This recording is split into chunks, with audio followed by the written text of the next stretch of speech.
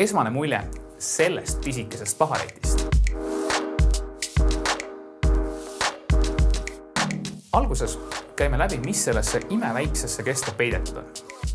24 megapiksline APS-C sensor, Digi-X7 protsessor, 3-tolline puutetundlik ekraan, mille üleval on elektrooniline viewfinder, Wi-Fi, NFC ja sinihammas, et ühendada telefoniga.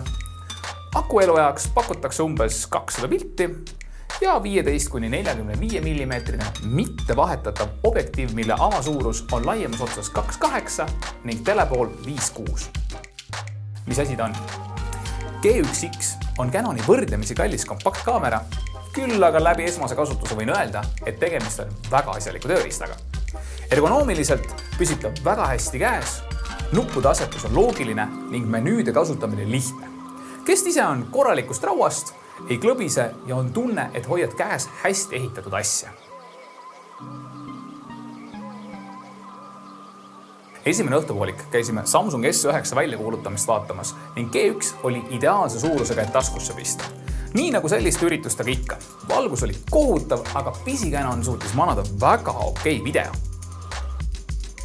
Järgmisena sai teda proovitud valgusküllases olus ja seal säras ta nagu kõik teised kaamerad.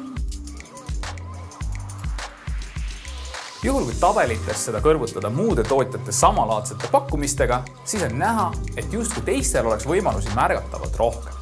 Küll aga Canoni kaitseks saan öelda, et asju, mida ta teeb ta hästi.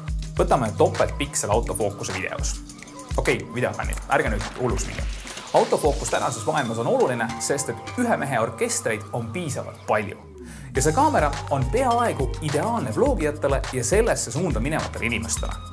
Ekraani saad endale ilusti vastu keerata ning autofookus toimub filmimisel ideaalselt. Küll aga on üks naljakas tomat, mis takistab tal saamaks super vlog-kaameraks. Mikrofoni sisendit ei ole. Ja, see on tobe. Fotode osas ma veel kommentaari ei anna. Pole sellega lihtsalt pildistanud piisavalt. Nii et esmane emotsioon. Mulle meeldib selle kaamera suurus. Torka taskusse ei unusta. Samuti autofookus on olnud super ning hullumeelselt üles haibitud Canoni nahatoonide esitus on õigustatud. Kindlasti teeme sellest pisikesest veel juttu ja hoiame teid kursis. Juhul kui tekkis huvi, hinnavaatluse link on all. Vajuta subscribe ja tarbi targalt. Aitäh!